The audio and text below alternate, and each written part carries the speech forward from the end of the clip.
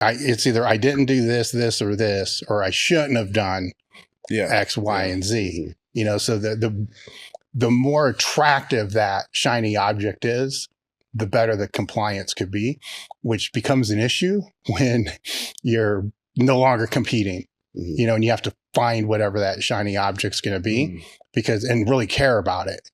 And that's with that certain mindset, you know, because what happens is a clusterfuck if there's nothing that they really care about that's there. Cause like, fuck it, you know, I at least get to train one more time. So if I die tomorrow, I got the good one in, you know, and that becomes a very dangerous mindset. Yeah. Well, Tom and I were talking about this the other day about just longevity in sport and how, you know, a lot of the times people will say, oh, health and performance are not the same thing. And it's like, I get the statement, you know, like I get where they're coming from. Cause yeah, you can blast a bunch of trend and have a crazy performance. And so it's like, yeah, that's not going to be very healthy for you. But at the same time, if you extend that timeline out 5-10 years, it's like health and performance have to be aligned and there has to be some sort of synergy there, or else you're just going to get completely beat up, or you're going to have some major health issues. You're going to have injuries. You're going to have things like that. So it's like, you know, a lot of the times you have to have that long-term focus in mind where it's like, hey, yeah, I'd like to hit that 700 squat at my next comp, but what I'd really like is to hit an 800-pound squat maybe in 5 or 7 years down the road, or whatever it might be, right? And I think that if you just, like you were saying, where you keep that goal in mind and you just look at the little wins and you say, okay, if I do this today, that's going to get me closer to this. Like squatting a big number today is not going to get me closer to that necessarily. It's like following the appropriate plan is going to get you closer. And you might not always feel like it, and it's just really boring and really stupid, but it's the boring, stupid shit that just is really effective and that works over time. And it's, it takes a lot of discipline, but I think sometimes people don't necessarily prioritize the longevity side of things and their health. Like you look at Dan Green, like he's like in his mid 40s and he's still pulling like 8 something, like or 9 almost. It's like, that's absurd, you know? And it's like, yeah, he's hit a lot of injuries, but at the same time, very clearly he takes his injuries seriously and he trains like intelligently, or else he wouldn't have been able to do that. And how many people, especially now with Instagram, you see so many people who like come in, they're a flash in the pan, they're insanely strong. And you're like, oh dude, everyone's screwed now that this guy's here. And then after a year, they're just gone because of whatever injuries. And you're like, oh, that's really unfortunate, you know, but everybody's going to have a certain genetic peak limit. I mean, that's not saying that that's their cap. I mean, you can always go above, you know, whatever that is. And you can get there fast, you can get there slow, you can get there in medium time. It's just depending upon how far you want to be able to push things.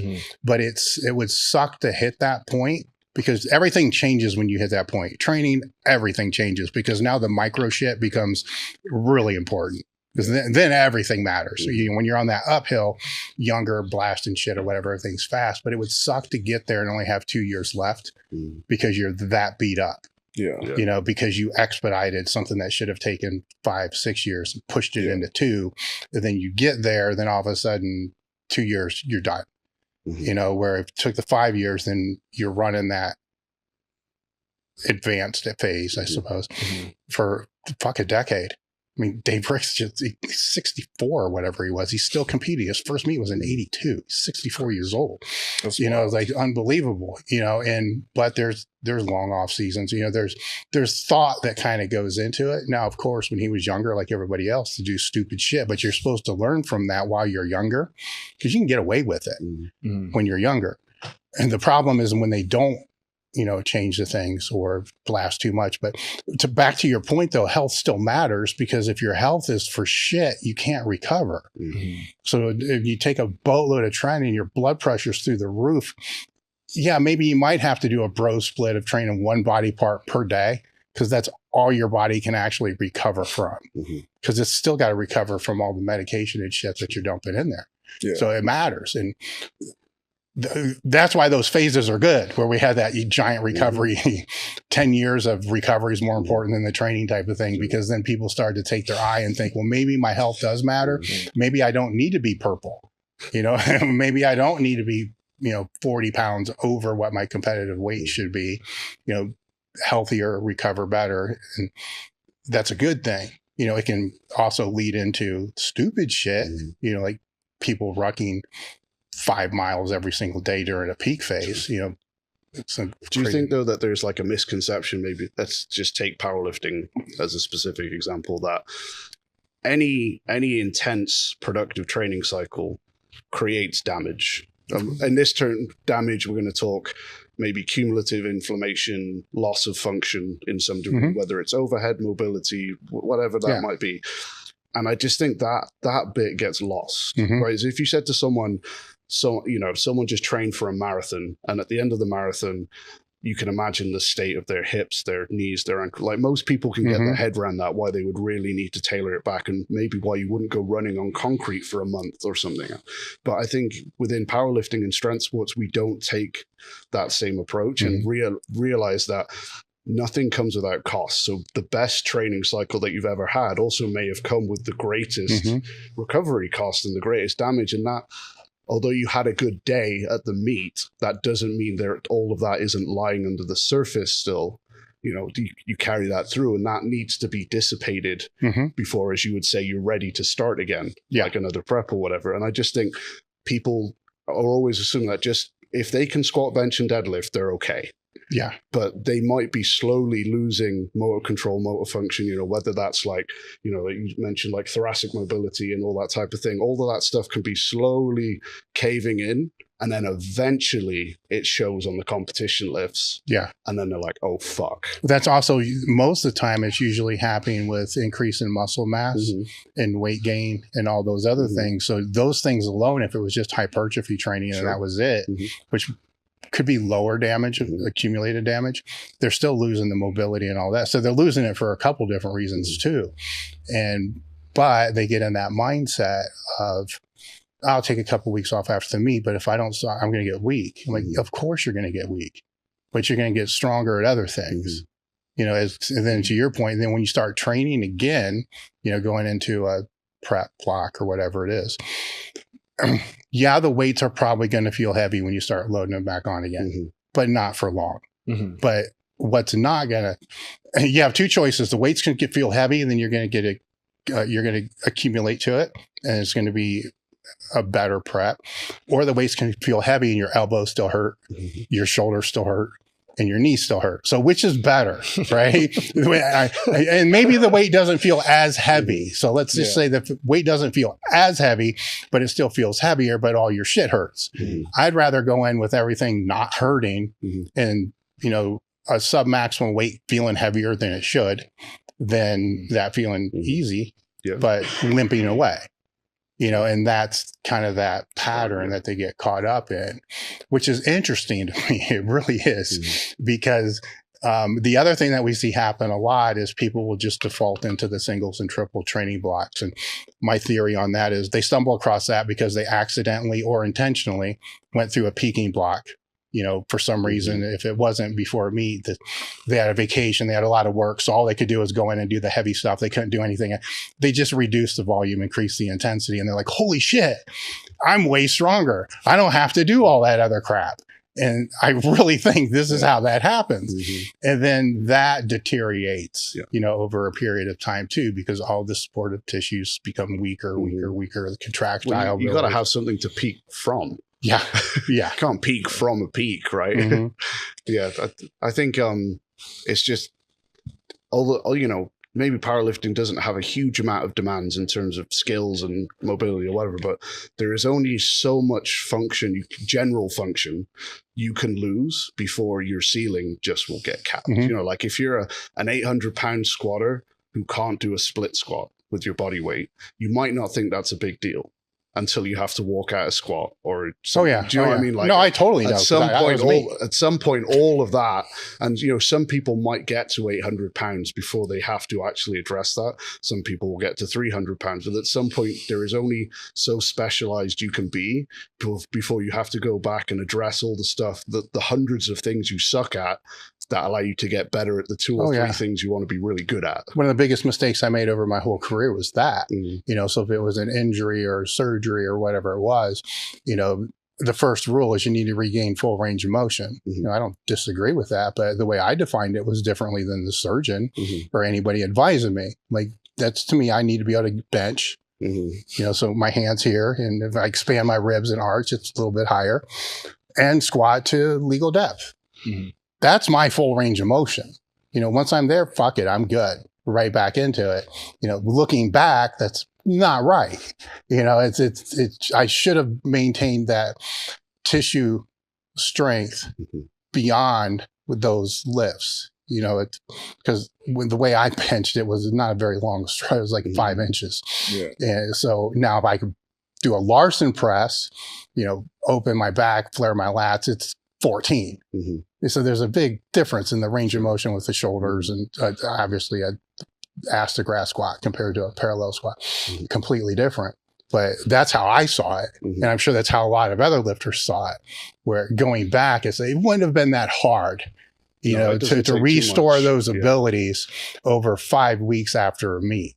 And it wouldn't be that hard to maintain them either, you know. Couple of goblet squats. Start your workout. Yeah. And so I think that, I don't think it's as bad today as it was when I was doing all this stuff, but I do think it's still bad, you know, really bad.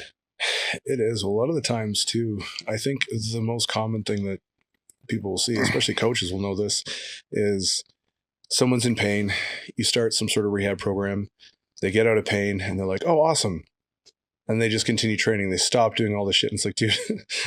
Well, the truth of that too, though, is they never really got out of pain, right? They got to manageable pain. Yeah. Well, and that's the thing too, is a lot of the times people don't understand there's a variety of different stages, but generally, like when you're looking at physical therapy and rehabilitation, there's return to training, which is what you're talking about. Yeah. People get to that, but then there's return to performance. It's like, okay, your tissues are fine and now you can train again and not be in pain or have manageable pain. But what's going to happen when you reach that peak? Is your body going to hold up, or is it just completely going to break down again? And because, you know, they get out of pain, or it's like so low that it's just not a non-issue, they just kind of put it on the back burner. And it's like, okay, coming back to your point again about, am I going to get weaker, or, oh, wow, this is working, I'm getting so strong, you know, when you're doing your peaking cycle. And it's like, okay, but dude, that's a strength expression, you know, that's a neurological function. And so you're not losing your strength. Like if you go from peaking and then, you know, let's say 2 weeks later, you're doing, let's say sets of 10 and 12, and it feels heavy or whatever it is. It's like, it doesn't feel heavy because you're weaker. It feels heavy because you're used to doing singles. Like your nervous system was peaked and now you're doing like more myofascial type stuff. So it's like, of course it's going to feel different. The technique is going to feel different. You're bracing, you're breathing. Like you're not going to be going like for 12 reps, like for 12 singles. It's like, you're just not going to do it. You know, you might hold your breath and do like 4 or 5 reps and then re-air. But it's just not the same, you know? And so you're trying to develop skills, you're trying to develop all these things, but you know, yeah, you're just, I think being able to let go of that. And again, that's why I said it's kind of an experience thing, is because when you do it enough times, you just know that when you get back into it, you're like, oh yeah, this is how I feel, but how I feel is fucking stupid because, you know, I know that that's not true. And this is just an emotional response. I need to just chill, let it go, trust the process, go through it. And then when you get back there, it's like, oh yeah, exactly what I, you know, suspected. I'm way stronger now, and I'm hitting, you know, like 20 pounds away from my old 1RM, but I'm doing them for like multiple sets of triples. Okay, that's pretty solid. I don't feel that beat up. It feels pretty easy. So it's like, okay, that's a very clear indication that you're getting stronger. And so one of the tipping points I found with that, which is kind of funny, is and I'm sure you have seen and know people that have been the same way, that something gets hurt, their shoulder gets hurt, or maybe they tear a bicep or something.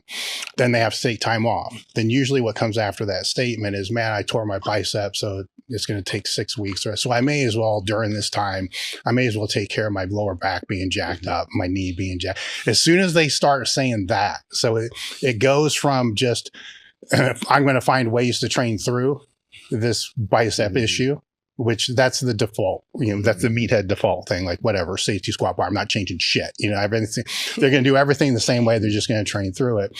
To, this is screwed up, so I'm going to now address all the other things. Shortly after that, that starts to become implemented across the board through the whole annual plan, either into blocks for that, or, you know, mini blocks for that, or, you know, prehab work, which is probably not as effective because it's more maintenance of that.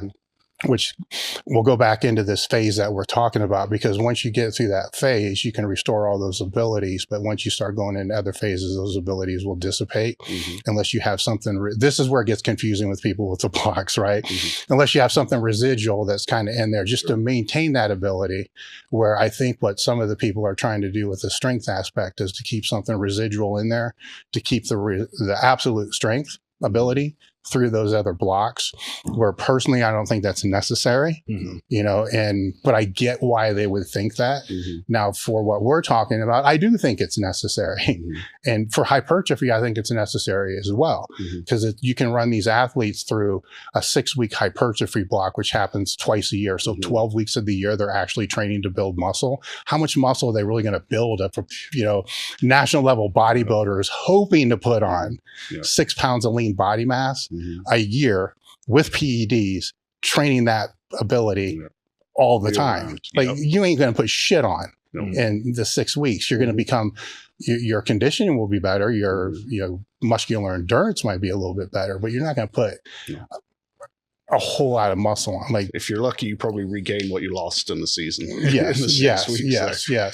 But if you have if it's integrated in some way, then I don't think you're going to build as much, but you're not going to lose. Yeah, for sure. Which that used to be, actually that was one of the big kicks against just straight linear periodization that I ran into all the time before I got to Westside. Is I would build up, and start the training heavier and bigger than I ever was, because the whole off-season time was bodybuilding type stuff. Then as soon as I started dropping to 5s, which over time became sooner and sooner and sooner, because 8s suck, but they're also kind of what you do anyhow. 6 weeks later, now I'm down 10 pounds. So I'm losing, because that's all I'm doing. It's just that main thing, maybe ab work and shit like that, but nothing to really maintain that ability. I think one of my first articles on T Nation was ragging against, linear periodization because of this, but obviously what I did not put in there is how you could actually maintain those abilities throughout that whole thing. But that wasn't the point of the article. The point of the article was to kind of show, the downsides of all that and the upsides of conjugate, because that's what we have to do as writers is, balance this weird line instead of showing all the new, because everything works. Everything can work, right? If the nuance is taken into account. But as authors, we run into that weird balance. Yeah, for sure. Right. Like, you have to put your flag in the sand at some point, whilst also respecting that, where I put my flag is different to where you put your flag, but they're both right. Which, trying to explain that without confusing people gets really difficult. Right. But what generally doesn't work is taking what I think is a great training plan, taking what he thinks is a great training plan, going, well, I'll do half of that and half of no, that's a problem. That doesn't work, right? That's when stuff starts going wrong. But if you obey all the rules of the system, whatever that system is, they all work. Yeah, I think that's better. I may be ignorant on this one. I think that's better today, because I used to call that program hopping, during the ebook decades, where everybody had the 10-week program, 12-week program, whatever it was. They would go from one program, right? It could be completely different, vastly different. It's like, oh shit. It's like none of these programs should be 12 weeks, by the way. No. That's just a few blocks that should, extend out from that. And I think we've gotten further and further away from that as online coaching has grown and grown and grown. The answer to that would be, how long does your average client stay with you, right? If it's 12 weeks, then I'm incorrect, but I don't think that's the case. No. And I think as a coach, you just have to plan beyond that anyway. Like if you're always looking for quick wins with a client, you'll get them, but then what do you do? Eventually their long-term progress will stall, because you're only going 12 weeks at a time, right? So you almost create a self-fulfilling prophecy there, I feel, because you'll get great results for 12 weeks and then it'll be stagnant or whatever. Whereas, if someone buys in for long enough, they'll see the results that they're probably not getting elsewhere.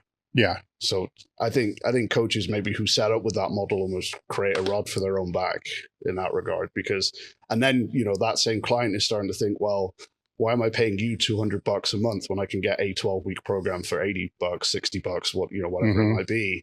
And I know enough now. I can just take out back squat and put front squat because I prefer that, or whatever. The value of a coach is it's like with nutrition coaching. You can correct me if you think this is wrong, but when someone hires you as a nutrition coach, you're not paying for the diet plan that you start with. You're paying for how they adjust it based on how you react to it as time goes on. And it's the exact same with the training program. The skeleton that you start with is, I've done the best I can with the information I have. Now we go and see how you react, and we tinker, which is usually why the relationship and the training should get more productive. Yeah. All right, guys, thanks for watching the video to the end. Make sure to like and subscribe to the channel and click here, or here for more videos.